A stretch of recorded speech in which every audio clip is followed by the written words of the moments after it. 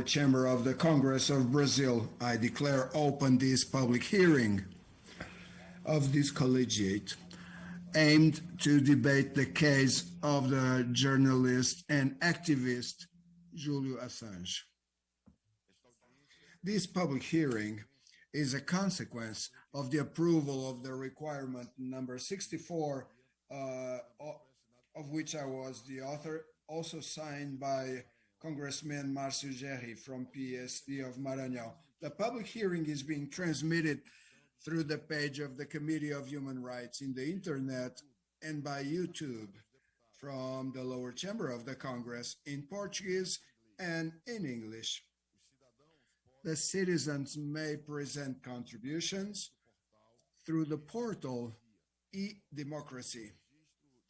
The registry of participation of the Congress people will be in the presential mode through biometric registry in this plenary. The Congress people that will use the voice through telepresence will have their presence registered. I clarify that the presentations will be limited to 10 minutes each.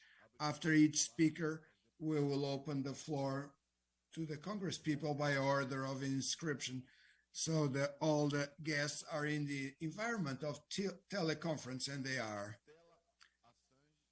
Stella Assange, wife of Julian Assange, Jhon Shipton, father of Julian Assange, Gabriel Shipton, brother of Julian Assange, and Miss Renata Ávila, lawyer. I thank to all the guests by their presence. This is a topic absolutely important for the democracy. It's a topic that deserves the follow-up in all the planet. Myself, I was the author of a request for a diplomatic representation to the British Embassy in Brazil so we could appeal to the British government in a way of assuring the integrity and the permanence of Julian Assange in London. I do imagine that it's quite important that everyone here understand the vision of the kins of Julian Assange and of the lawyer that is defending Julian Assange. Considering previous commitments, I open the floor to Mr. Jhon Shipton, father of Julian Assange. You have up to 10 minutes, please. Thank you very much, ladies and gentlemen, for the excellent introduction and the generosity of the House, the Congress, to invite us to speak. Julian currently is waiting in Belmarsh prison for an appeal to go ahead to the High Court. That appeal will be heard in the near future. His circumstances continue to be onerous, and his general being, after 13 years, his health is what I would call dire. Where we witness a person accused by the perpetrators of heinous crimes, accused of a crime, we again descend into an area of grotesquerie. This calls forth from us a resistance and an insistence that we return to the rule of law. In Julian's case, the human rights legislation, the conventions of asylum, the regulations of due process, and procedural irregularities have plagued every aspect of law in Julian's matter since 2010. That is all outlined by Professor Nils Melzer, Professor of International Law at the University of Glasgow, and the United Nations Rapporteur on Torture his report is comprehensive and outlines for us all of the abrogations and degradation of law and due process in the treatment of Julian Assange over the last 12 years. Lastly, I would just like to address briefly that the support that has grown around the world. Now, in Julian's country, Australia, the cross-parliamentary group in Parliament has 30 members or 31 members, and that will grow very soon as there's been an election. Also note that each organisation, parliamentary organisation, that stands for election on a platform of freedom from Julian Assange becomes successful in the electoral process, and that is illustrated in Australia, where the Green movement elected on a platform of assistance to Julian Assange, and a new party called Teal prevailed and doubled their representation. In the case of Teal, it started from 0 and went to 7. That's the same in France in their recent election for the House and Prime Ministership. The deputies that stood on a platform of assistance to Julian Assange and freedom for Julian Assange did very well. The same in the recent elections in Germany. So we see a circumstance of growing support around the world. In the Greek parliament, there's 300 members. 90 of those members are in the Assange friendship group. The same in Norway, there's 9 members in the Assange friendship group. Even in Sweden, we have a member of the Assange friendship group. Yesterday, the Bundestag just passed, the petitions committee just passed a petition, which is very important in their system, that Julian Assange ought to be freed and not extradited to the United States. In the Swiss Federation, similar, in the Austrian government made a statement of support. The Council of Europe has made 2 very strong statements of support, one as recently as 2 weeks ago, and the High Commissioner for Human Rights of the Council of Europe have equally made a statement that Julian is a protected journalist and must be freed. This phenomena is around the world. The most notable was just yesterday that President Obrador of Mexico stated clearly that should Julian be extradited to the United States, the Statue of Liberty must be disassembled, as there's no liberty left in the United States. So thank you, ladies and gentlemen, and I extend my appreciation and gratitude for this opportunity to speak to the parliamentary group. Muito obrigado. Thank you very much, Mr. Jhon Shipton. I thank you for your statement, and I open the floor immediately to Mr. Gabriel Shipton, brother of Julian Assange. You have up to 10 minutes, please. Hello, everyone. Thank you so much for convening this group.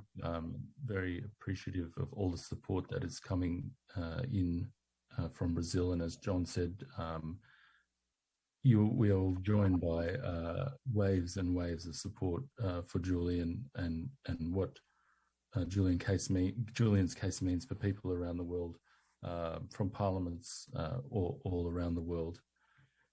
As Jhon said, Julian has lodged an application to appeal to the High Court in the UK.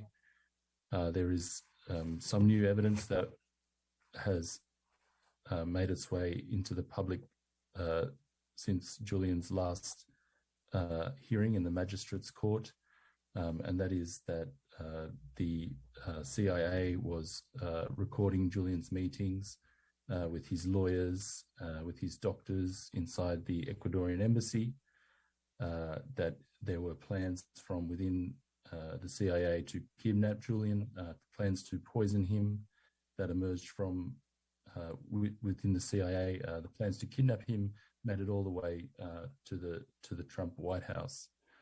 This was all confirmed by a investigation by 3 Washington DC based reporters who had 30 sources from within the intelligence community, both current and former intelligence community sources, who confirmed that these plots and these recordings were being sent back to the CIA. So this means that this case should be completely, dropped immediately. It's similar to Daniel Ellsberg's case, who was the Pentagon Papers leaker, who had his psychiatrist spied on in the 70s.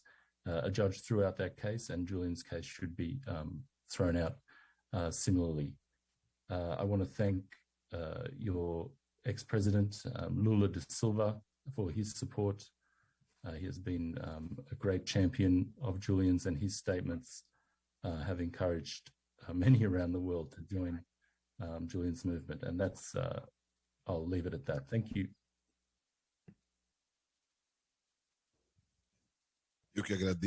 I thank you for your manifestation of Mr. Gabriel Shipton, and I open the floor now to Ms. Stella Assange, wife of Julian Assange. Good afternoon, and I thank you so much for having me and Jhon and Gabriel be able to participate in such a distinguished place. It is really heartening for us that Julian's case is being raised, because the biggest threat to his life is that there is silence around his situation. And that's because this is a political case. The United Kingdom has a legal fiction. The UK legal processes have been set into motion, but really they are just an extension of what is clearly, purely a political case being taken against a journalist because he published true information that was highly embarrassing to the US government. And the US government has used its outdated espionage laws in order to criminalize journalism. And it has taken an unprecedented case against a journalist. But I experience Julian's political persecution because he is a political prisoner. Personally, of course, because he is my husband, he is the father of my children, and I see him when I visit the prison that he is being kept in, while the UK processes the extradition request by the United States. Julian has been in the harshest prison in the United Kingdom for the past 3 years, since the day of his arrest on the 11th of April, 2019. And Julian's physical and mental health is deteriorating day by day. He is in a cell on his own. Sometimes he's able to go into the yard, but not for more than an hour, often less. And you can just imagine what it's like for him physically and mentally to be put in this situation year after year, knowing that this is a case that is politically motivated, that is a vindictive case, and that he is separated, physically separated from his family, from his young children, who are 3 and 5 years old.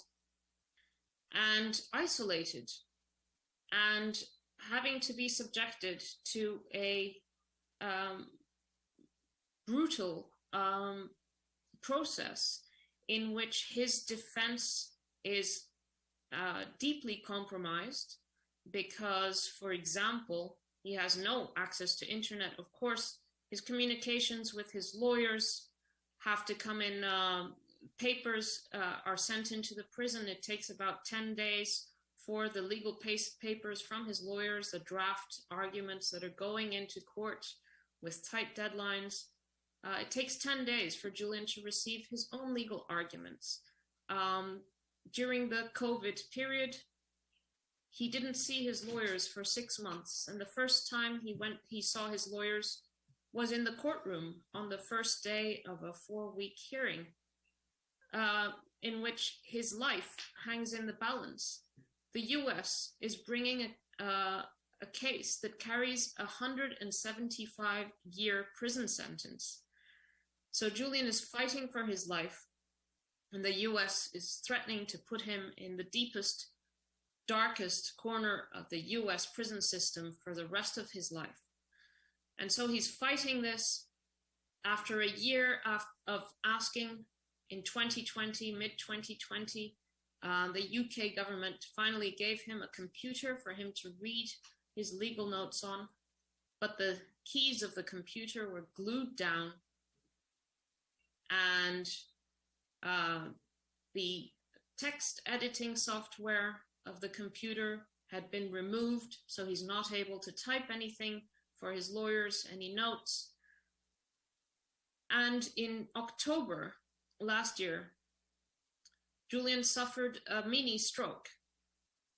So for people who might not have friends or family members in prison, it might be difficult to understand, but the parallelism that I use is animals in a zoo. If you keep a person in a cage for long enough, it will cut their life short, and they will die. And really, Julian is being silenced. He's being imprisoned. And if he's not released soon, his life is in severe danger. So the case is absolutely an attack on press freedom, on the ability to speak the truth. It is an attack on global media freedom, because Julian is an Australian citizen. He has nothing to do with the United States, except that he exposed US crimes. And for that, the United States wants to take him out of the United Kingdom, out of London, and put him in a US prison for the rest of his life. This is a threat to press freedom everywhere, because it becomes a new standard whereby no journalist is protected from the vindictive actions of the governments that they expose. But on a humanitarian level, on a very basic human level, Julian has suffered and is suffering every day. And he's a very strong person, but he's fighting for his life. And it is the recognition that this is a political case, that there has to be a political solution, that the United States has to see that the world is reacting and is showing its disgust of the political persecution against a man who all he did was publish the truth, was publish truths about the US government, including US military committing war crimes in Iraq and Afghanistan, and interfering with foreign governments, foreign judicial processes, and so on. Julian has done nothing wrong. He did the right thing. As a journalist, he fulfilled his duty to inform the public, and he is being punished because of it. And he has not been a free man since the 7th of December 2010, when he was arrested. There has been a vicious attack on his character in an attempt to reduce his political support. And that's why it's so important that we have these meetings in order to not only set the record straight, but to tell the world that Julian has to be freed. And if he's not freed, he will lose his life. And it's urgent.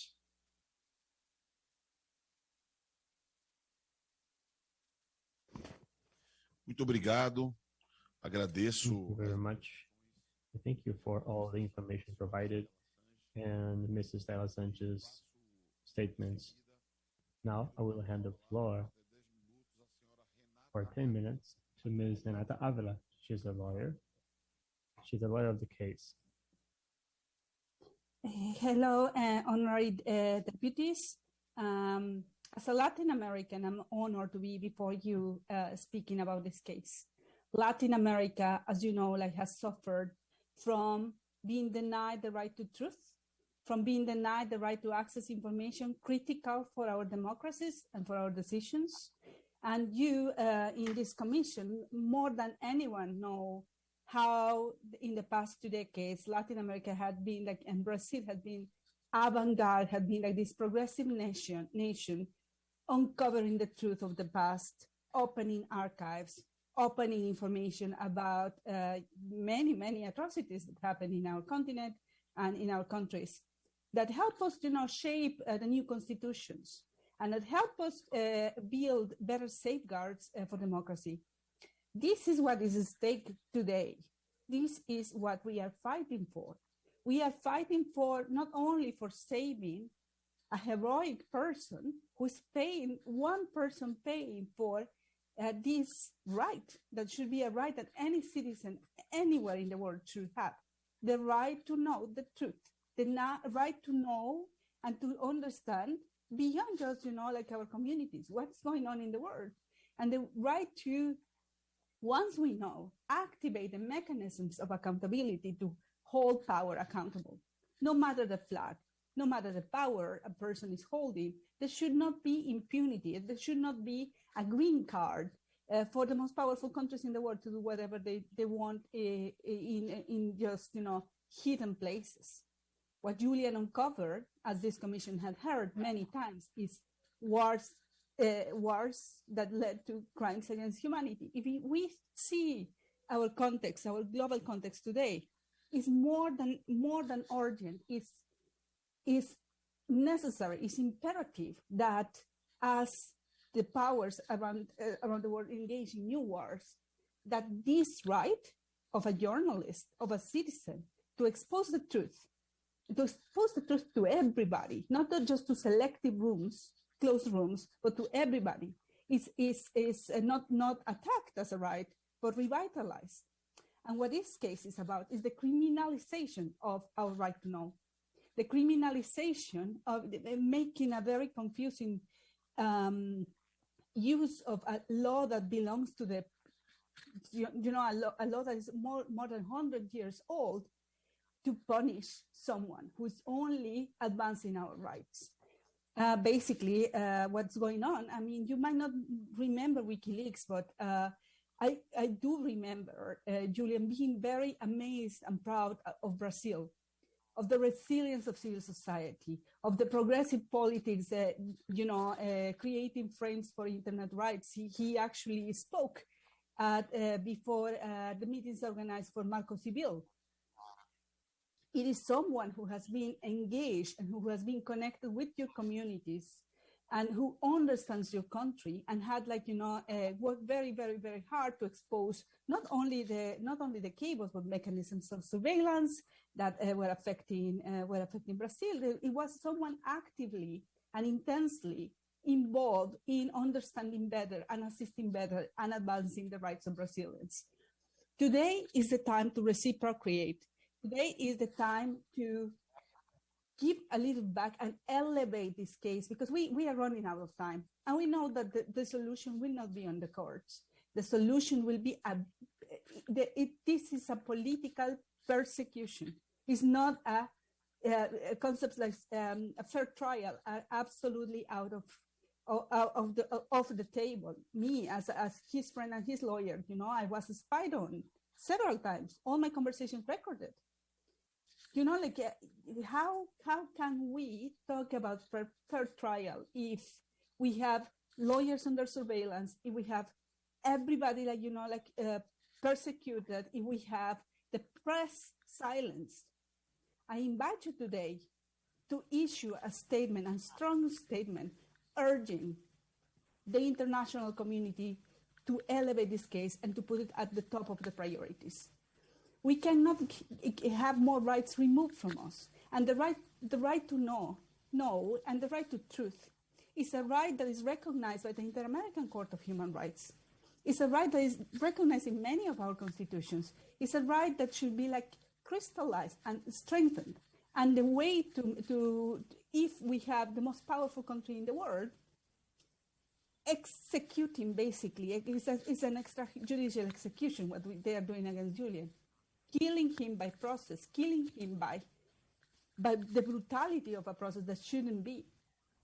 If we lose him, we lose big time, because we will not only lose one of the most visionary men that I have met in my life, and that had revolution journalism and access to information forever, but we will lose our rights completely. We have seen the regression of rights, this trend. We do not want the United States and this Supreme Court of Justice precisely now to mess up with our right to know. They control most of the infrastructure for online publication. We should be aware of that. This precedent, the precedent of the Assange case, is going to change everything.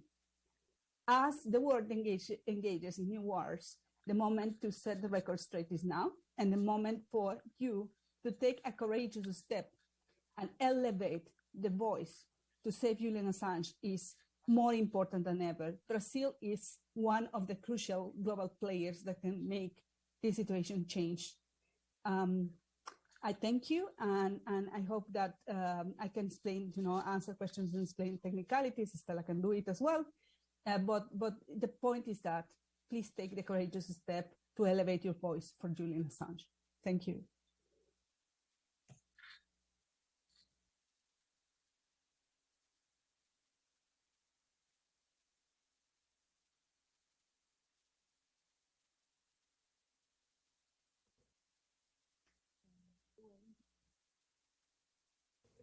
Muito obrigado. Não, ela segue I'd like to falando. thank you very much. Muito obrigado, senhora. Thank you very much, Ms. Renata Ávila. There's a question made by a citizen here in the social media of the lower house of Brazil. Mr. Henri Cohen is asking, and I'm transmitting his question to the lawyer, if Ms. Stella wishes to talk about it. The question is regarding what is the stage, the current stage of the funds that were offered to United Kingdom law, United Kingdom justice. Could you detail the about the appeals, not the funds, the appeals that were done to the United Kingdom justice? What is the current stage? I will let Stella answer that question, and then I can explain what we can do from our latitude.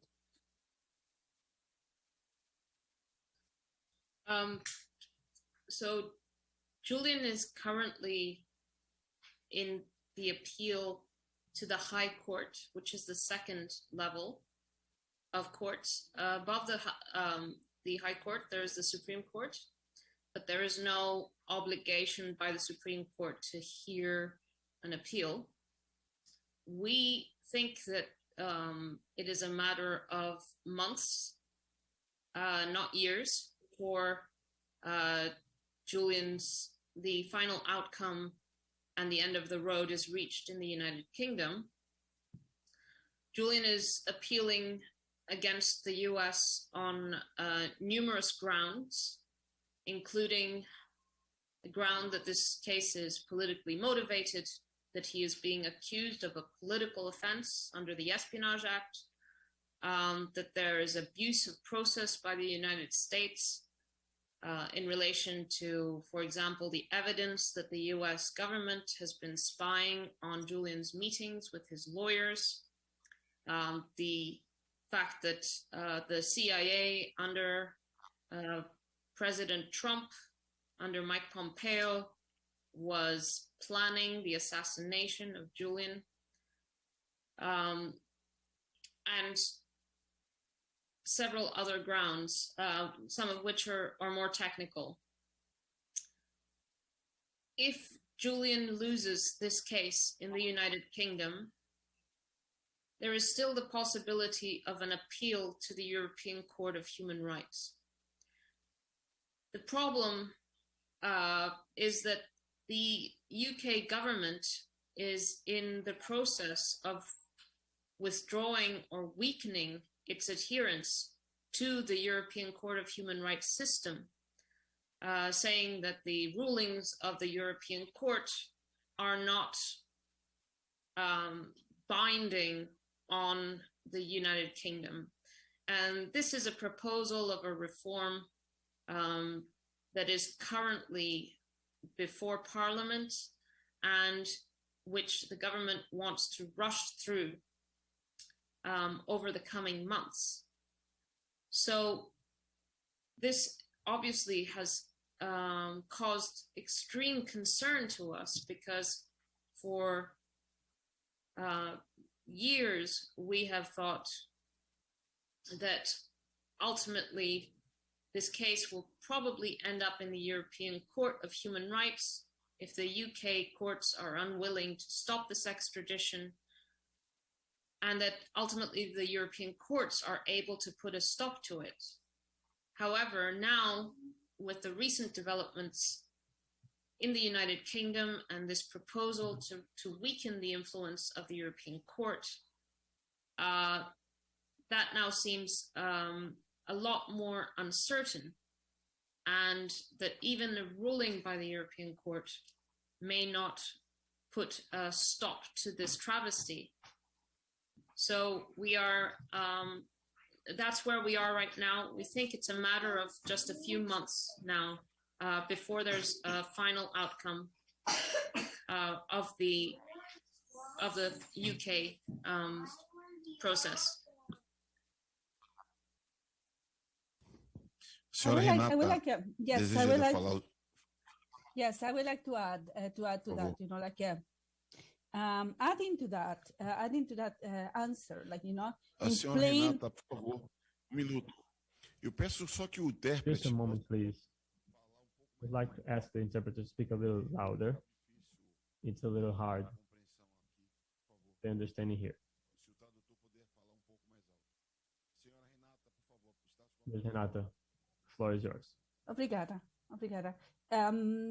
What I would like to highlight, to add on, and more in the Latin American context and what we are used to in Latin American politics, you know, like in plain terms, what Stella Assange explained is basically all courts can quickly say no to all the legal requests. And then we will face accelerated. I mean, the thing that to understand with the Assange case is, if to destroy him, they can delay the case forever, they do delay the case forever. We have seen it, like, you know, in many of the appeals in the past, taking forever, taking all the time to decide something and keeping him in uncertainty. But right now we have a political situation that is very stressful, because they can really decide very, very, very soon to extradite him and say simply no, refuse, like, you know, like because of the Brexit situation that leaves many loopholes and many open doors for even more arbitrary use of law, just of the law, basically pure lawfare.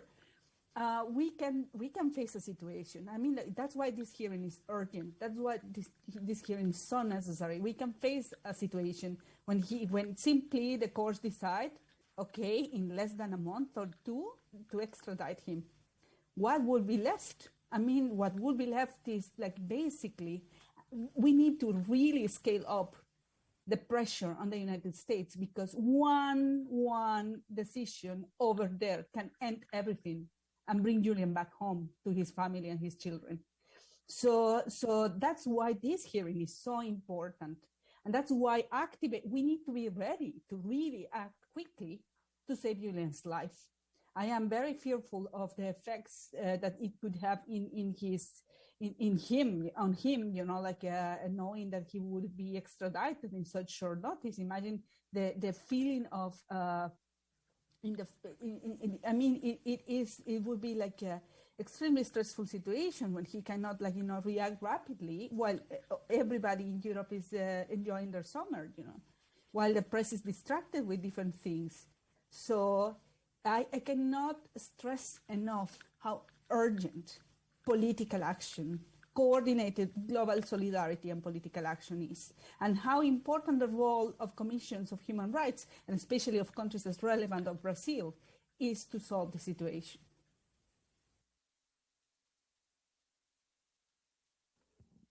Muito obrigado, senhora Renata. Thank you very much, Ms. Renata.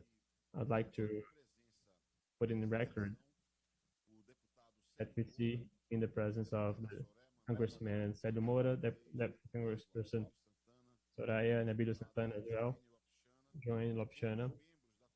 They're all members of the Commission of Human Rights and Minorities of the Câmara, of the Chambers, the lower house, also the Congressman Glauber Braga, and other Congresspeople who are present. Also, I'd like to say that Mr. Giovanni do Prete, using the communication channels, has the following position. It is key to have a public position of influent people, the greatest number possible of influent people of the parliament, of international organizations in defense of Julian's liberty. In face of this, I'd like to ask you, what are the concrete actions that we can carry out in international level for the liberty of this journalist? To ask Biden to retrieve the accusations or make pressure in the governments of Australia and UK to work against his extradition. What is the best way to follow? I would like to say that I could hand the floor to Stella or Renata if they want to say something, because we have two questions. A journalist that is available, a Brazilian citizen that is available to initiatives of journalists. I would like to say that there is a campaign in Brazil for the freedom of Julian Assange, and dozens of entities of civil society, social movements, they already mobilize, they carry out public manifestations, public debates for the world to know about the risks of freedom, liberty, when we see that Julian Assange was imprisoned for fulfilling his professional role, providing information that are interesting for the American society and the global society, I would say. So, Giovanni, there is a campaign already, and we will respond to you in your channel how you can access this campaign internationally, this international campaign. And we should be connected and be connected to this international campaign to the freedom of Julian Assange. Ms. Stella or Ms. Renata would like to provide a few remarks about this.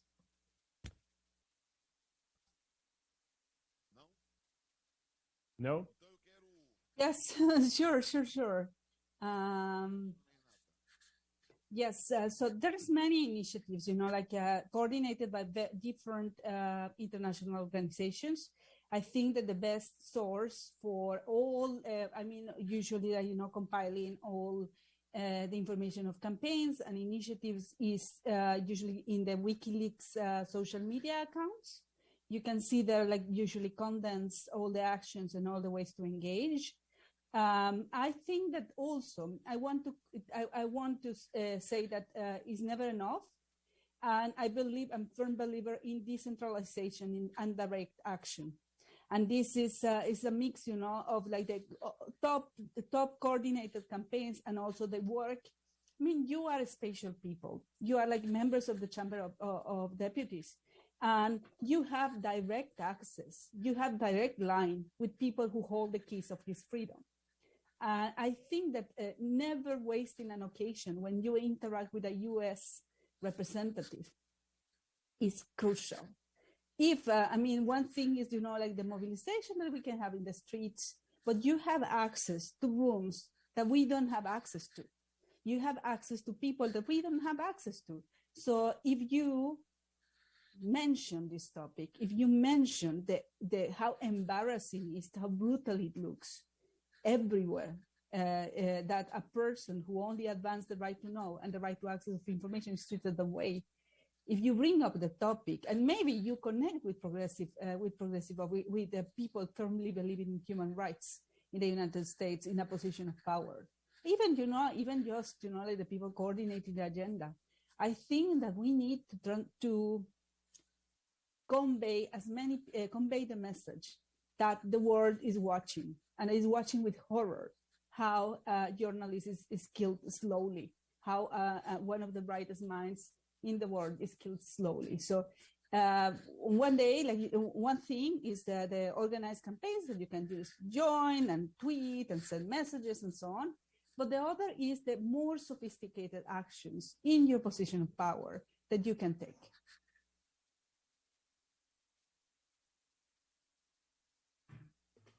Muito obrigado. Thank you very much. Thank you, Ms. Renata. Ms. Stella, final remarks, please. Well, I second what Renata was saying.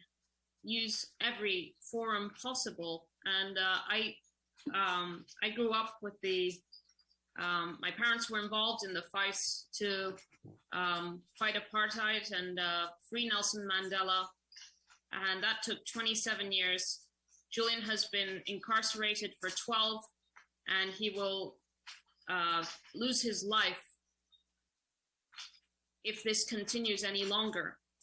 So the movement to free Julian has to be comprehensive in every level: cultural, intellectual, political. And the basic calculus of a political case, of course, is if it is more painful for the government to pursue this case or to drop it. And it has to become more painful for the United States to actually pursue this case than to have to withstand the embarrassment and the constant shaming by the world community, by the citizens of the world and the people who fight for justice, raising this case and reminding the United States that it holds itself as a beacon for human rights, and that all this is just cynical talk unless it frees Julian. That is why the statement by the Mexican president is so powerful. Return the Statue of Liberty to France, because the US does not stand for liberty as long as Julian Assange is pursued as persecuted. And this is, I think, a very succinct way of thinking about it. And I think it's we need to reinforce this message in every possible forum, every time, until Julian is free. Agradeço a senhora Stella Assange. Agradeço a senhora Renata. Thank you, Ms. Stella. I thank Ms. Renata Ávila. I thank to Mr. Jhon Shipton, to Mr. Gabriel Shipton, to all that have participated in this public hearing. And I consider that it's now clear by the reports of the family members of Julian Assange that it's needed respect to human dignity in conditions that are suitable and proper, as long as he is incarcerated. And I want to assume the commitment of sending, as president of the Committee of Human Rights of the Congress of Brazil, an appeal to the representation of the UK government to assure the dignified preso e, ao mesmo tempo, apelar, uma vez mais, pela sua libertação, uma vez que, na verdade, um caso que tem um caráter político que me parece evidente e expressa um ataque à liberdade de imprensa. É curioso que alguns países se colocam como paladinos, como os maiores protetores da democracia, da liberdade de expressão, da liberdade de imprensa, mas atuam no sentido act in a way to restrict the liberty of press. It's really important, this manifestation. I will transmit to all my colleagues in the Congress, in our lower house, the result of this meeting, and I will forward the urge for liberty of Assange and, of course, dignified conditions for him. I'd like to thank again the participation of you all and the contribution that you all offered to this meeting. I would like to summon for the public hearing the priority for infants and adolescents that will happen at 4 p.m. in this plenary. Now I would like to end this present hearing. Thank you very much.